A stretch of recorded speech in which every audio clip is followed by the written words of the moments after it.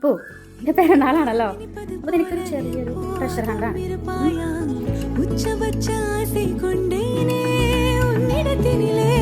வெப்பம் குளிர் எது வந்தாலும் மிதமாக இணைப்பாயா, திக்கு முக்கு ஆடி போகின்றே